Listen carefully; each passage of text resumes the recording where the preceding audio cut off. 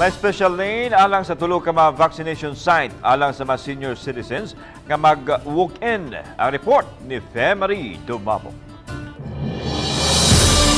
Sugod karong adlaw, may special lane na sa tulo ka mga vaccination site alang sa mga senior citizen.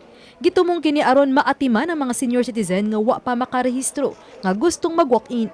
So magpaibaw lang sila na senior sila sa mga marshals ato dito sila sulod bisag walk-in pa na sila.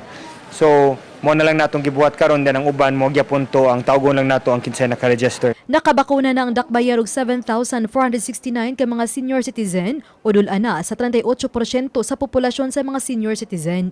Kapin sa 4,000 kanila ang nabakunahan sa Johnson. Samtang sa tigom uban sa mga responding team sa Talisay City Disaster Risk Reduction and Management Council, gihangyo sa mayor nga tas-an pa ang ilang pasensya.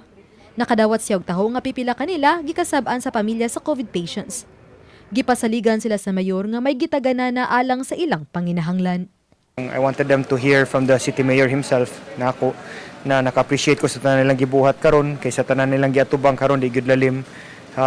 To face pila ka book transport na COVID patients every day, to wait in the hospitals in PPE.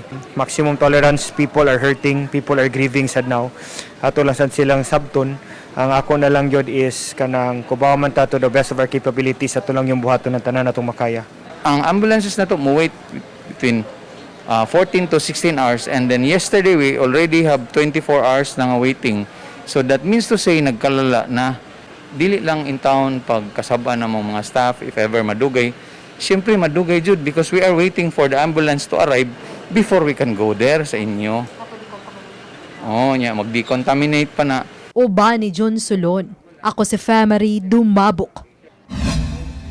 Balitang Bisdak.